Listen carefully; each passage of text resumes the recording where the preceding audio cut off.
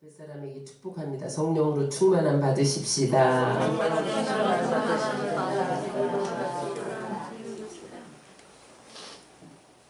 저는 오늘 시편 84편과 요한복음 4장 23절로 24절 말씀을 본문으로 해서 살아있는 예배, 살아나는 신앙과 삶, 이와 같은 제목으로 은혜를 나누겠습니다. 여러분, 크리스찬 그러면 세상 사람과 다른 게 뭐예요? 예배를 드리느냐 예배를 안 드리냐가 다른 것이에요. 여러분, 예배를 안 드리는 사람은 난 크리스찬입니다. 성도가 아니에요. 예배를 드리는 사람이 성도예요. 그래서 여러분, 예배는 교회의 존재 이유예요. 교회의 가장 중심에 예배가 있어요. 예배는 뭐냐? 교회가 숨쉬는 거예요. 따라하세요. 예배는 교회의 호흡이다. 여러분, 예배를 안 드리면 교회는 죽어요. 호흡이 끊어지면 사람이 살 수가 있나요? 여러분, 예배에 문제가 생기면 호흡 곤란이 일어나요. 예배를 온전히 드리지 못하면 이 독성이 강한 세상 한가운데 우리의 힘으로 살아갈 수가 없어요. 우리는 하나님의 공급하는 힘으로 살아가는 것을 믿으시기 바랍니다. 그래서 예배가 살아나야 돼요. 여러분, 예배가 살면 교회가 살아나고 성도가 살아나고 가정이 살아나고 사업이 살아나고 일터가 살아나고 앞길이 보이고 문제가 풀리고 막혔던 길이 열리고 매했던 것이 풀어지는 것을 믿으시기 바랍니다. 그래서 독일의 신학자 칼바르트는 이렇게 말했어요. 다 같이 읽겠습니다. 예배는 가장 중요한 것이요 가장 긴급한 것이고 가장 영광스러운 일이다. 여러분, 예배보다 중요한 건 없는 거예요. 예배보다 긴급하고 바쁜 건 없는 거예요. 예배가 가장 영광스러운 일이기 때문에 그렇습니다. 성령과 말씀으로 심령을 부흥시킨 토저는 이런 말을 했어요. 시작. 그리스도인들의 삶의 모든 실패는 예배의 영광을 경험하지 못한 데서 시작된다. 내가 오랫동안 10년, 20년, 30년 그리스도인이라고 하면서 예배 드렸는데 왜 실패하느냐는 거예요. 삶의 실패가 나타나냐는 거예요. 그것은 예배를 드리긴 드렸는데 예배 중에 영광을 체험하지 못하면 거기에서 실패가 시작된다는 거예요. 오늘 이 예배의 자리가 하나님의 임재를 경험하는 자리가 되시기를 주의 이름으로 축원합니다. 그래서 여러분, 우리가 교회의 뜰만 밟고 오늘은 주일이니까 예배 드리고 오늘은 2시간 후에 가고 이런 형식적인 예배를 드리면 실패한 예배가 된다는 거예요. 그래서 왜 하나님을 체험해야 되냐면, 하나님을 체험하지 않으면요 예배는 드려도 마음이 변화되지 않아요. 모든 여러분 삶의 중심은 마음에서 나옵니다. 생명의 근원이 이에서 남이니라. 마음이 성령에 사로잡혀 있어야 문제가 해결되는 거예요. 마음이 성령에 사로잡혀야 성령이 이끄시는 좋은 길로 갈 수 있는 거예요. 그런데 우리가 예배 중에 하나님의 임재를 체험하지 못하면요 문제가 해결되지 않으니까 여전히 답답하지요, 괴롭지요, 또 여전히 신령한 복을 누리지 못하지요. 그러니까 영적으로 빈곤해요. 결핍이 찾아오면 영적 질병이 걸리는 거예요. 그래서 여러분, 예배가 죽으면 영원히 시들어가요. 예배가 살아나야 될 것을 믿으시기 바랍니다. 그래서 여러분, 살아있는 신앙은 어떻게 표출됐냐? 예배를 통해서 표출되는 거예요. 성도는, 따라서 성도는 예배로 시작해서 예배로 끝난다. 그래서 우리의 관심사가 어떻게 하면 예배를 통해서 내가 하나님의 은혜를 체험할 것인가? 어떻게 이 예배에 성령의 강물이 흐르게 할 것인가? 그 강물에 잠길 것인가? 어떻게 하면 하늘문이 열리고 닫혔던 귀가 열리고 막혔던 심령이 확 뚫릴 것인가? 거기에 관심을 가지고 집중해야 돼요. 그래서 여러분, 우리의 초점이 그리스도에게 온전히 맞춰줘야 돼요. 왜냐하면 하나님이 지금도 이 만물을 붙잡고 계시잖아요. 하나님은 창조만 하시고 끝난 분이 아니에요. 만물을 붙들고 계세요. 유지하고 계세요. 역사를 주관하고 계세요. 구속하고 계신 전능자인 것을 믿으시기 바랍니다. 그래서 여러분 그 하나님을 높여드리고 여러분 찬양하고 그 앞에서 꿇어 엎드리고 경배하고 경외하고 이러는 일이 우리에게 가장 소중하고 가치 있는 일인 것을 믿으시기 바랍니다. 그래서 여러분 하나님을 표현할 때 우리가 영광의 하나님 그렇게 표현하는 거예요. 영광의 하나님. 그 영광을 체험하기 위해서 우리는 어떠한 예배 자세를 가져야 되느냐는 거. 첫 번째 따라하세요. 영어로 예배는 워십이다. 워십이 무슨 뜻이냐면 가치를 인정한다. 무슨 가치를 인정해요? 하나님의 가치를 인정하고 고백하면서 그에게 영광을 돌리는 게 예배예요. 우리말의 예배는 저 예자가 다하여 절한다 그런 뜻이거든요. 우리는 하나님 앞에 엎드려서 절하며 그를 섬기는 것. 다시 말하면 하나님의 뜻을 따라서 순종하고 그 삶을 통해서 하나님을 섬기는 것. 그게 예배예요. 근데 원문에 보면 우리가 예배의 자세를 잘 알려면 원문을 봐야 되는데 히브리어에 보면 샤차 따라하세요. 샤차 무슨 뜻이냐면 절하다 그런 뜻이에요. 근데 헬라어에 보면 프로스쿠네오 따라하세요. 프로스쿠네오 손이나 발등상에 키스하다 이런 뜻이에요. 이거는 어디에서 나왔냐면 고대 근동에 여러분 이런 풍습이 있어서 우리가 옛날에 고대 근동 영화를 보면 왕이 이렇게 보좌에 이렇게 앉아 있잖아요. 그런데 신하나 어떤 외국 사신이 오면 왕 앞에 아련하는 장면이 나와요. 그러면 그 아련하는 장면이 뭐냐면 자신의 몸을 땅에 완전히 엎드려요. 그리고 왕의 발등상에 입을 맞춰요. 아니면 왕의 손에 입을 맞춰요. 그게 왕을 대하는 자세예요. 우리 만왕의 왕을 대하는데 여러분 우리 자세가 어떠해야 하는지 이 샤차와 프로스쿠네오라는 이 단어를 통해서 우리에게 설명해 주는 거예요. 여러분 어떻게 해야 돼요? 성령이 완전히 나를 지배하도록 하나님의 임재 속에 우리가 잠기도록 우리가 철저하게 엎드려서 자신을 낮추면 그때 하나님이 영광으로 우리에게 나타난다는 거예요.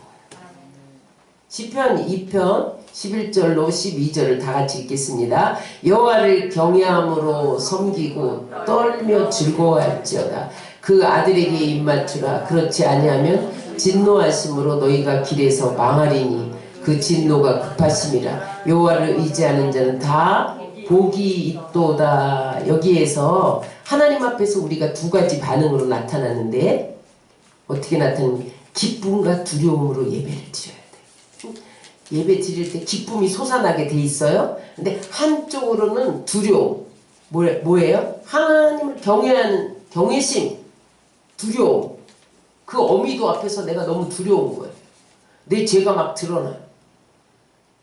기쁨과 두려움, 즐거움과 경외심이 함께 교차되면서 하나님 앞에 영광과 감격과 기쁨과 희열로 충만해지는 게 예배라는 거예요. 그래서 여러분 우리는 예배를 통해서 하나님을 경험하는 거예요. 따라하세요. 예배 시간은 하나님이 나를 만나주는 시간이다.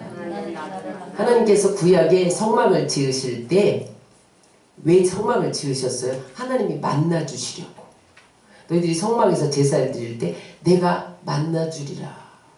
그래서 속죄소 거기서 내가 너와 만나고, 그래서 성막은 하나님을 만나러 가는 길이에요. 예배는 하나님을 만나는 길인 것을 믿으시기 바랍니다. 그래서 여러분 예배는 인간이 만든 제도가 아니에요. 하나님이 우리를 만나주시려고, 만나서 어떻게 해주시려고? 복 주시려고 만들어주신 게 예배예요. 그래서 여러분, 아담과 하와가 죄를 짓고 벌거벗은 것을 최초로 알았잖아요. 그러니까 그 부끄러움을 수치심을 가리려고 무화과나무 잎을 만들었어요. 그래서 치마를 해 입었는데 햇빛이 나니까 말라갖고 또르르 말려갖고 수치가 또 드러나는 거예요. 그러니까 하나님께서 어떻게 하셨어요? 짐승을 잡아서 가죽을 벗겨서 가죽옷을 입히니까 다시 부끄러움이 드러나지 않았어요.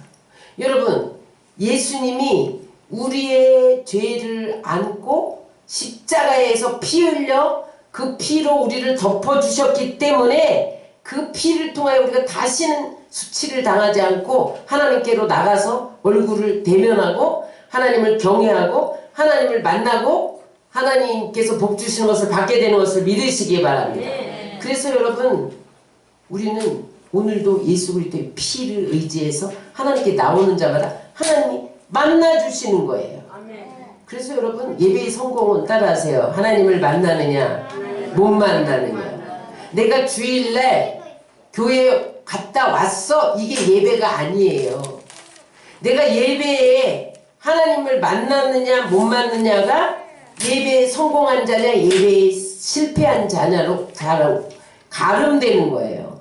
그러므로 여러분 모두 하나님이 찾으시는 예배자가 돼서 하나님을 다 만나시기를 주의 이름으로 축원합니다. 그러면 어떻게 만나느냐 따라하세요. 믿음으로 예배 드릴 때 하나님께서 만나주신다. 마태복음 18장 20절 다 같이 읽겠습니다. 두세 사람이 내 이름으로 모이는 곳에는 나도 그들 중에 있느니라. 두세 사람이 내 이름으로 모이는 곳이, 예수의 이름으로 모이는 곳이 교회예요. 하나님은 교회에 왜 모입니까? 예배를 드리기 위해서 모일 때 만나주신다.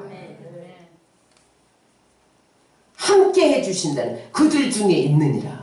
하나님 지금 여기에 계신 것을 믿으시기 바랍니다. 이 자리에 지금 성령으로 임재해 계세요. 우리를 만나주고 계세요. 여러분, 하나님이 함께 해줄 거야. 두세 사람이 내 이름으로 모여서 예배 드리면 그건 약속이에요. 하나님 신실하기 때문에 약속을 꼭 지키세요. 신명기 7장 9절 읽겠습니다. 그런즉 너는 알라 오직 네 하나님 여호와는 하나님이시여 신실하신 하나님이시라. 하나님이 예배를 통해서 너를 만나줄게 약속하셨기 때문에 오늘 만나주신다.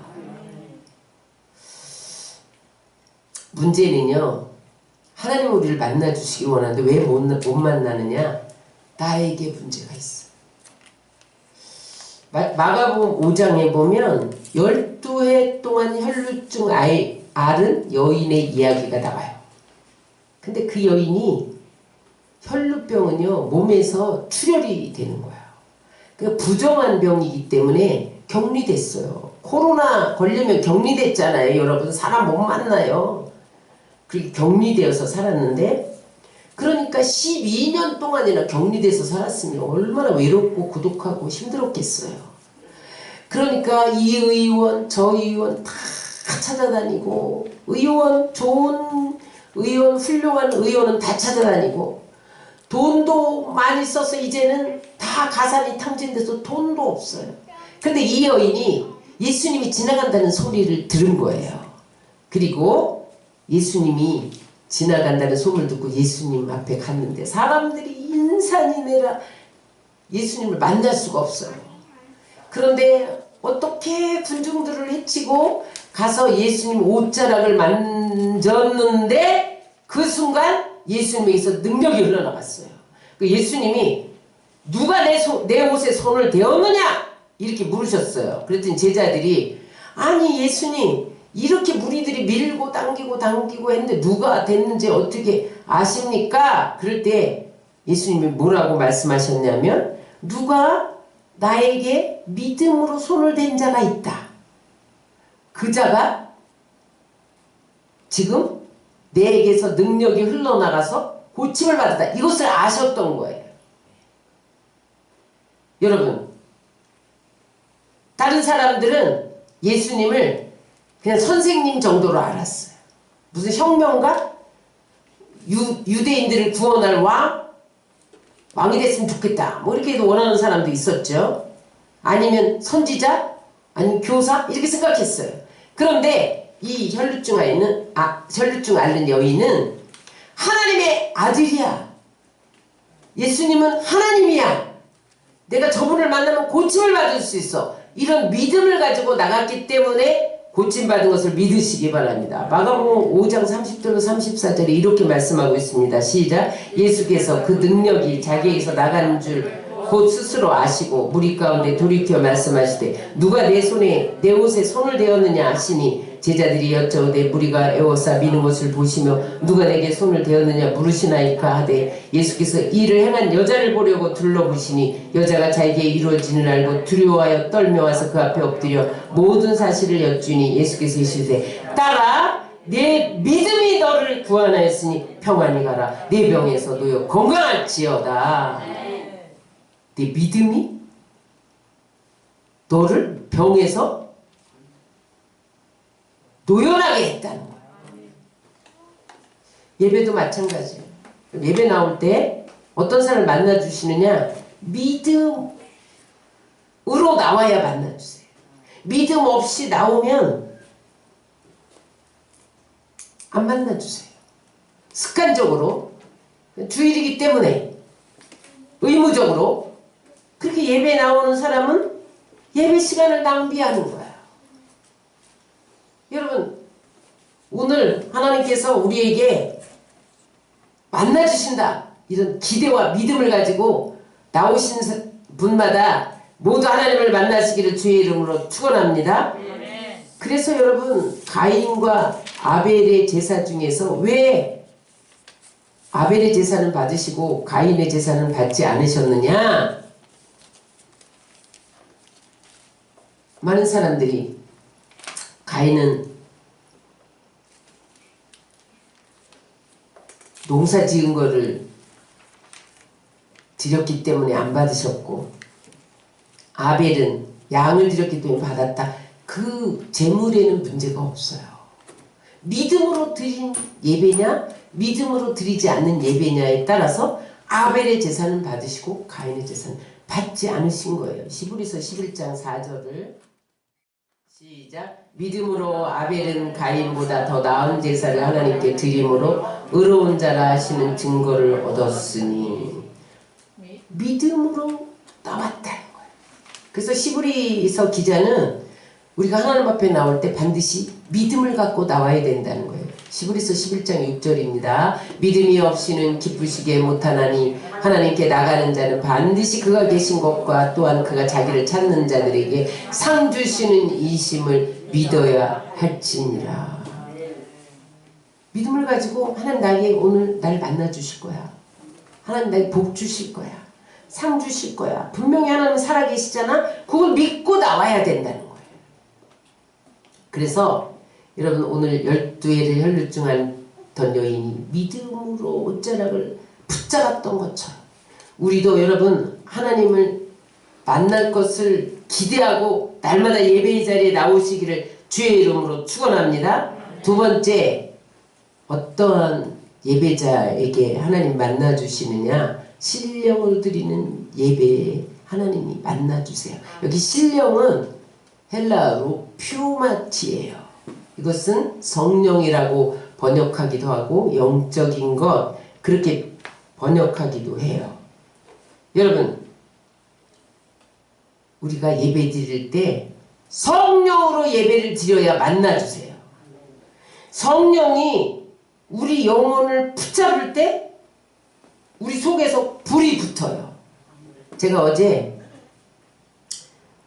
어떤 젊은 사역자가 사역하는 동영상을 봤어요.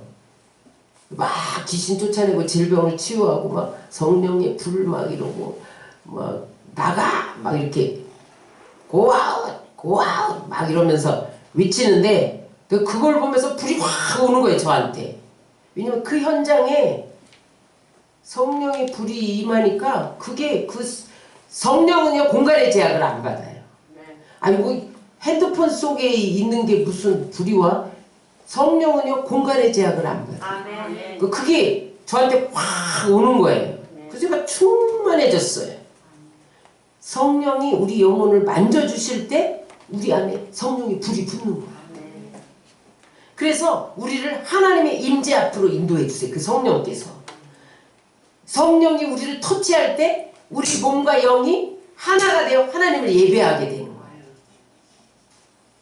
그래서 여러분, 예배 의식이 탁월하고 프로그램이 탁월하고 거기에 하나님이 계신 게 아니에요. 성령님이 우리 영혼을 접촉하셔서 우리 영혼을 자유케 해주시기 전까지 하나님을 만날 수가 없어요. 하나님의 임재 속에 들어갈 수가 없어요. 그래서 여러분, 예배 드릴 때 우리 영혼이 성령에 불 붙여져야 돼요. 그래서 불 붙여지면 하나님 그 예배를 받으시고 우리를 만나주시고, 지금 성령이 이 자리에 와 계신 것을 믿으시기 바랍니다. 성령은요, 공간의 제한을 안 받는다니까요. 지금 여기도 계시지만 지금 미국에도 계세요. 아니, 하나님이 내 기도를 들으시고 어떻게 다른 사람의 기도도 들으셔? 하나님은 영이시기 때문에 이런 공간의 제약을 안 받으세요. 동시다발적으로 다 보실 수가 있어요. 위성에서 여러분 내비를 안내하는데, 저 위성은 내 차만 쫓아다니나, 그게 아니에요. 동시다발로 모든 차를 다 봐요. 위성에서는.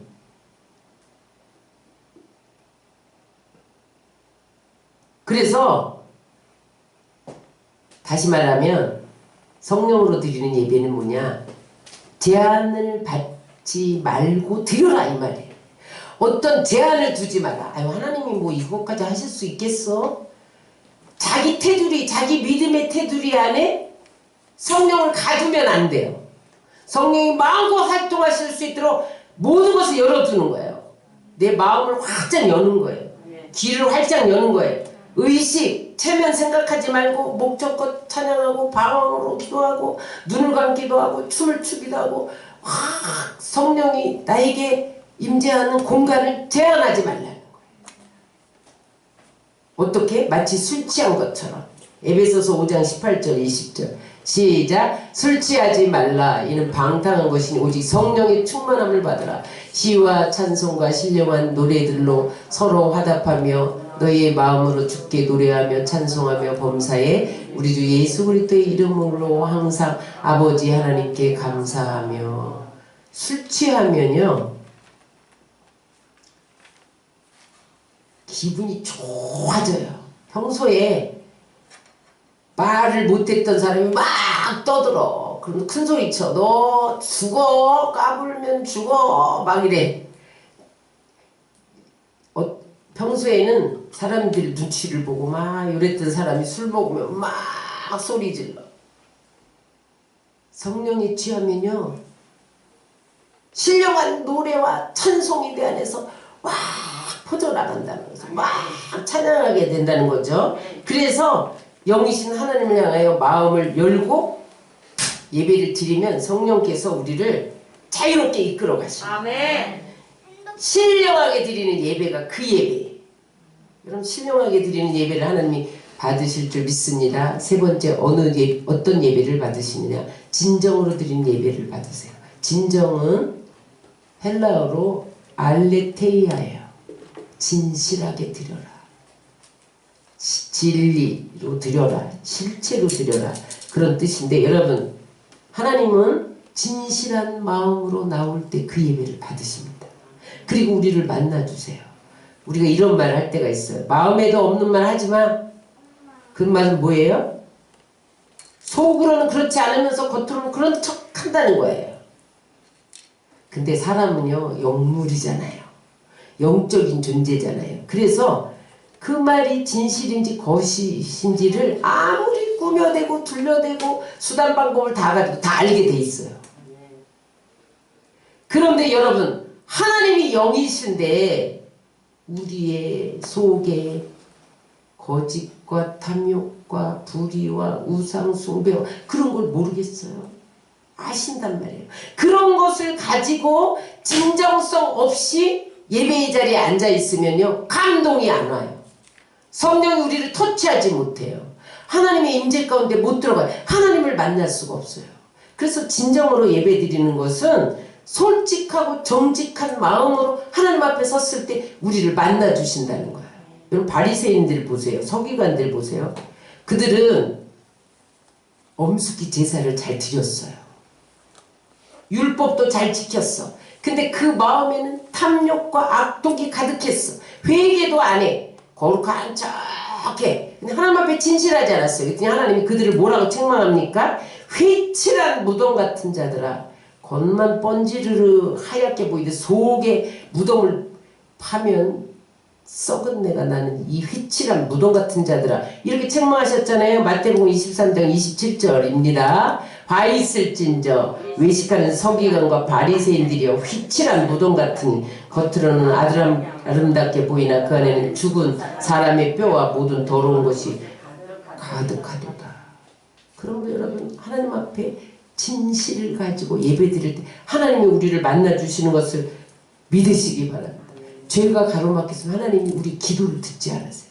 예배를 받지 않으세요. 이사야 59장 1절로 3절입니다. 여호와의 손이 짧아 구원하지 못하심도 아니요 귀가 둔하여 듣지 못하심도 아니라 오직 너희 죄악이 너희와 너희 하나님 사이를 갈라놓았고 너희 죄가 그 얼굴을 가리어서 어떻게 됐다는 거예요? 너희에게 듣지 않으시게 함이라. 이는 너희 손이 피해 너희 손가락이 죄악에 더러워졌으며 너희 입은 거짓을 말하며 너희 혀는 악독을 내밀어.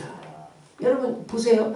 손에 누구를 죽이고 손가락으로 죄를 짓고 입술로 거짓을 말하고 혀로 악독을 내고 그러면서 예배드리면 하나님 듣지 않으십니다. 그래서 여러분 예배의 핵심은 진정이에요. 예배의 장소가 문제가 아니에요. 내가 아무리 성령으로 펄펄 끓는 장소에 앉아 있어도 내 안에 진정성이 없으면요 하나님 임재를 체험할 수가 없어요. 내 안에 진실이 없으면 하나님 체험할 수가 없어요.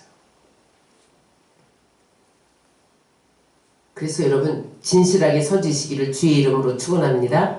제가 이번 코로나 팬데믹 상황을 지나면서 아주 감동받은 게 주차장 예배예요. 자, 저기를 보세요. 사람들이 다 예배 드릴 수 없어. 그럴 때에 비대면으로 집에서 드려. 그럴 때 주차장에서 예배 드리는 교회가 많았어요. 미국은요 얼마나 주차장에서 예배를 거의 드렸어요. 왜냐하면 모이지 못하게 하니까 각자 차 속에 들어가서 문 열어놓고 앞에다 강대상 갖다 놓고 찬양 부르면서 예배 드린 거예요. 여러분 물론 하나님은 실공에 제한을 받지 않기 때문에 비대면 예배에도 계세요. 그런데 왜 모여서 예배를 드려야 되느냐, 왜 모이기를 패하면 안 되느냐에 대해서 히브리서 10장 25절에 기록하고 있어요. 시작. 모이기를 패하는 어떤 사람의 습관과 같이 하지 말고 오직 권하여 그날이 가까움을 볼수록 더욱 그리하자. 왜 그냥 편안하게 집에서 모이면 코로나 걸리는데 집에서 혼자 예배드리지 왜 모여서 주차장에까지 가서 예배를 드려야 되느냐. 여러분 장작개비가 혼자 불탈 때와 3개, 4개, 5개가 모일 때 화력이 달라요. 성령의 임재가 달라요. 성령이 만나주셔야 모든 질병이 떠나가는 거예요. 귀신이 떠나가는 거예요. 하나님 복을 주시는 거예요. 그래서 만나는 그 현장을 찾아가는 것이 모임이에요.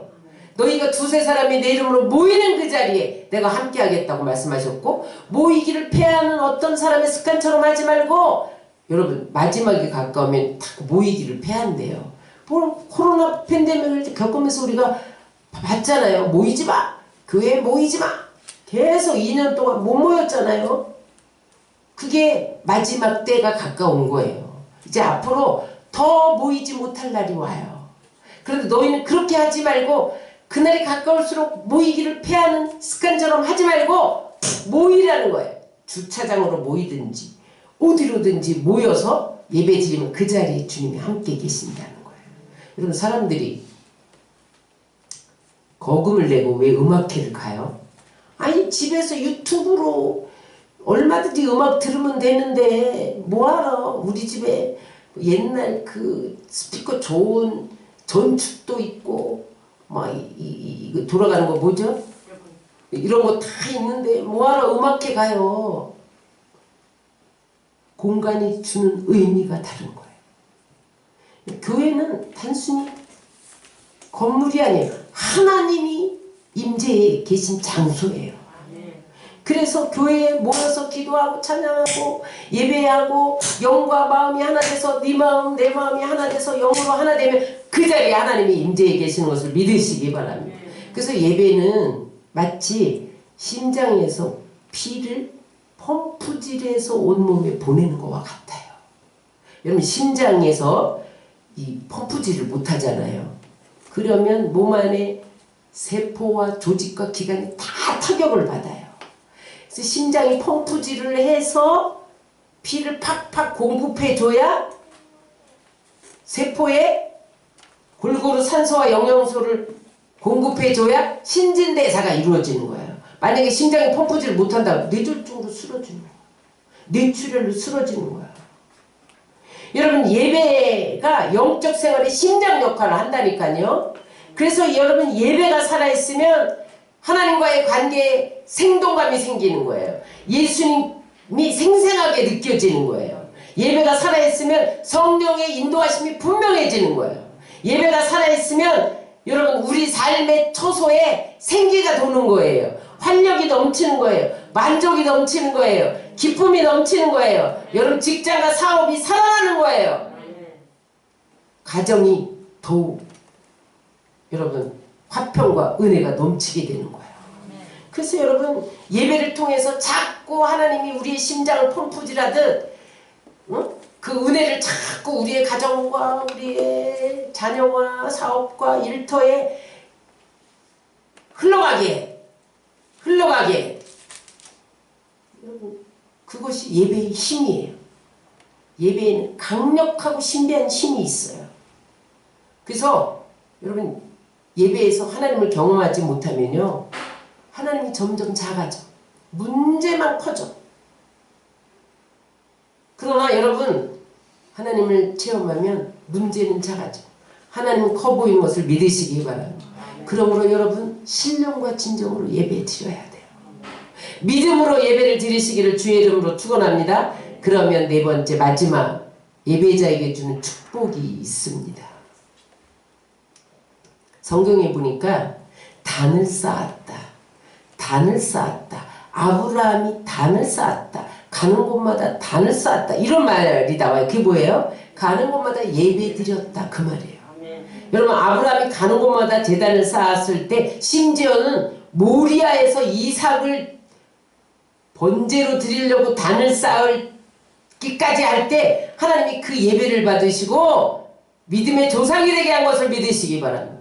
복의 근원이 되게 한 것을 믿으시기 바랍니다. 아브라함이 어떻게 해서 축복받은 줄 아세요?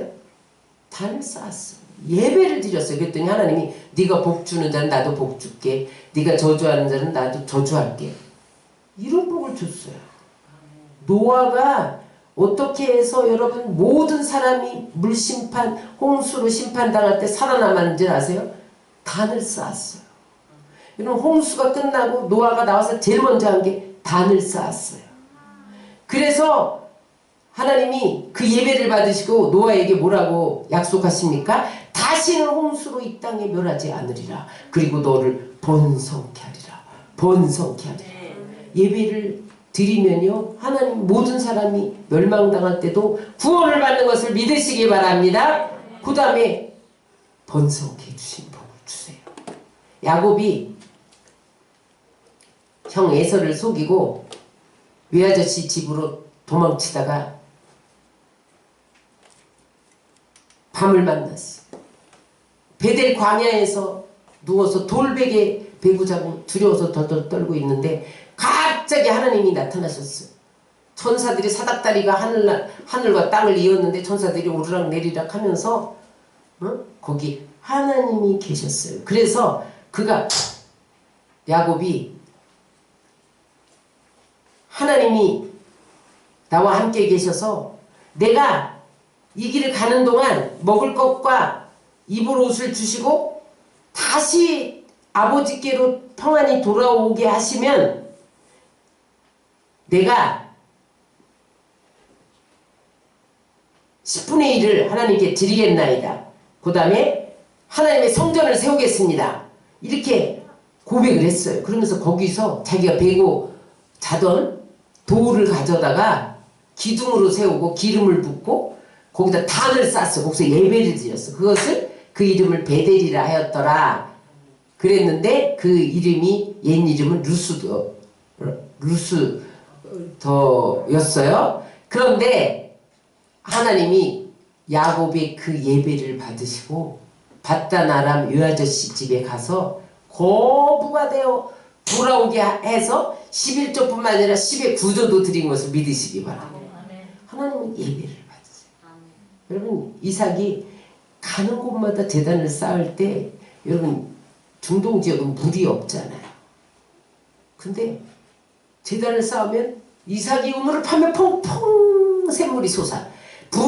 블레셋 사람들이 샘을 파면 안 나.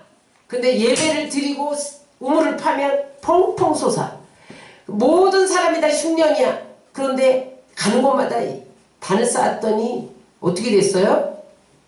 100배, 기근의 때에도 100배의 수확을 얻은 것을 믿으시기 바랍니다. 예배 잘 드리면요 하나님이 기근에서 제외시킨다니까요. 지금 많은 사람들이 세계적인 식량난이 올 것이다. 그것을 예고하고 있어요. 지금 러시아와 우크라이나 사태로 밀이 지금 없다잖아요. 지금 곡류값이 금값으로 변하고 있어요. 지금. 근데 앞으로 세계 식량난이 올 것이다.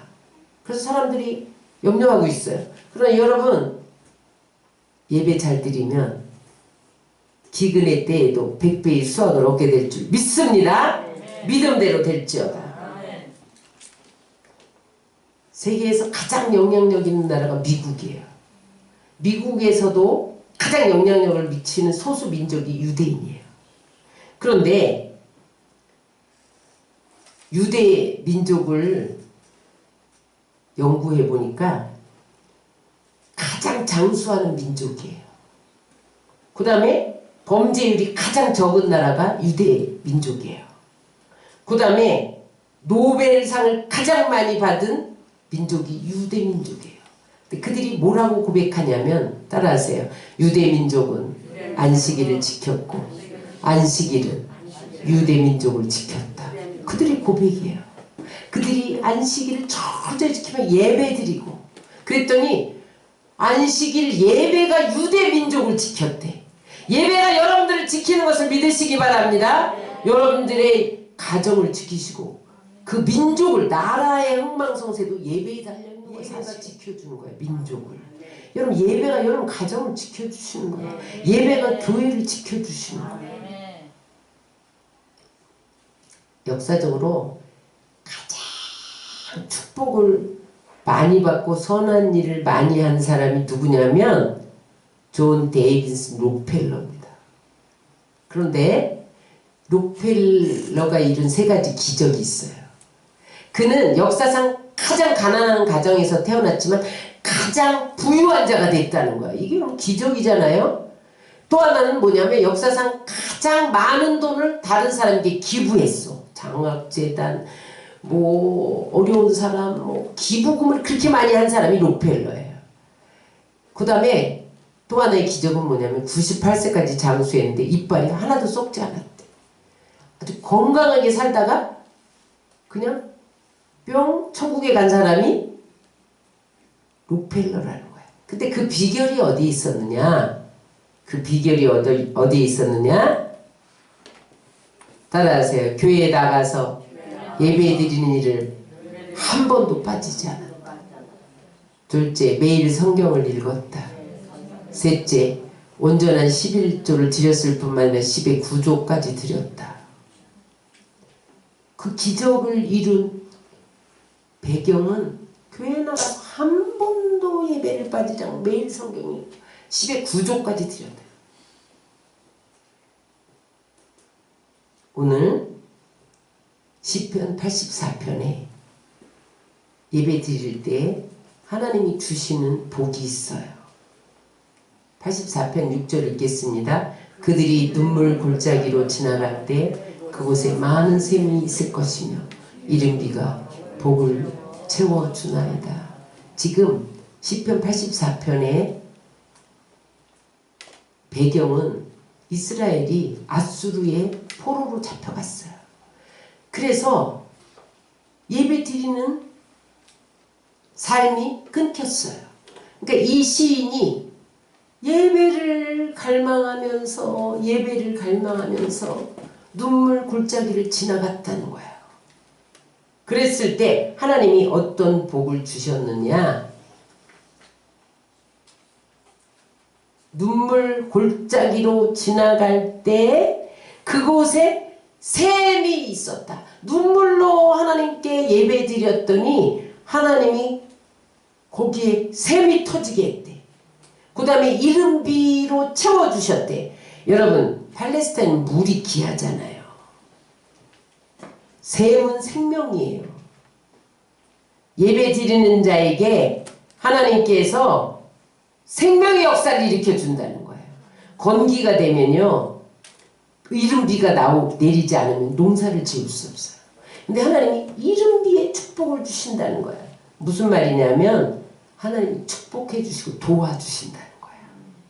예배 드리는 자에게 하나님께서 샘이 터지게 하시고 이른 비를 주셔서 축복해 주신 것을 믿으시기 바랍니다. 그러므로 여러분, 우리가 어떤 어려움이 있어도 눈물 골짜기를 지나갈지라도 예배를 안 드리는 것을 타협하면 안 돼요. 많은 사람들이 코로나 때문에 예배를 놓쳐버렸어요. 굳어졌어요. 그래서 아직도 못 나오는 사람이 얼마나 많은지 몰라요. 그 다음에 하나님께서 오늘 시편 84편 11절 12절에서는 어떤 복을 주시나? 예배자에게. 시작. 여호와 하나님은 해요 방패시라. 여호와께서 은혜와 영화를 주시며 정직하게 행하는 자에게 좋은 것을 아끼지 아니할 것입니다. 만군의 여호와여 주께 의지하는 자마다 복이 있나이다. 하나님은 예배자에게 해가 되어주세요. 겨울에 해가 없으면 어떻게 될까요? 추워요.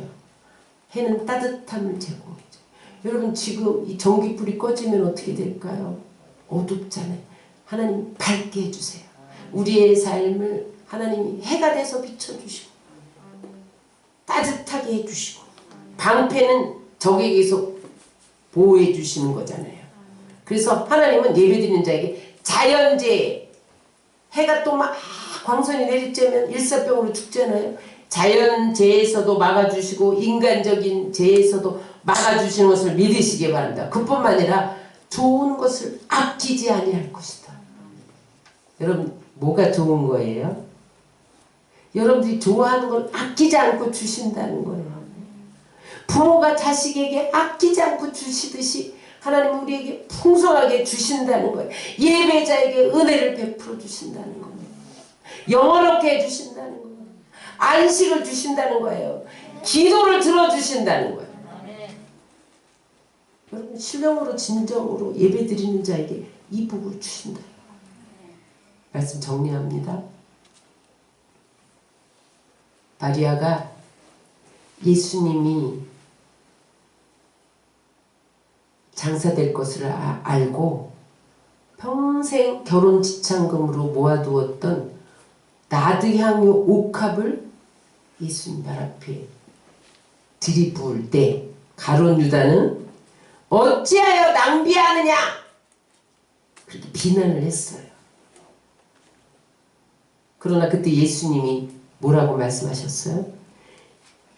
주님을 위한 그것이 최상의 예배임을 인정하면서 이 여인의 행한 일을 복음이 증거되는 곳마다 증거해라. 여러분, 우리가 하나님 앞에 예배 드리는 것은 가장 귀한 것을 깨트려 드리는 거예요. 가장 귀한 내 마음을 드리고 시간을 드리고 몸을 드리고 헌신하고 충성하고 나의 가장 가치 있는 것을 예수님 발 앞에 쏟아붓는 거예요. 그럴 때 하나님은 환난을 잠재워 주실 것을 믿으시기 바랍니다. 세상 경랑에 파묻히지 않도록 하나님께서 우리를 지켜주시는 것을 믿으시기 바랍니다. 하나님의 영광이 압도되어서 여러분 영혼이 잘되고 범사가 잘되고 강건하게 하실 것을 믿으시기 바랍니다. 그래서 여러분들이 예배가 날마다 하나님의 임재를 경험하고 그 임재 가운데 푹 잠겨서 더 깊은 세계 속으로 나가 하나님과 교제할 뿐만 아니라 하나님이 예배자에게 주시는 그 복을 다 받으시기를 주의 이름으로 축원합니다.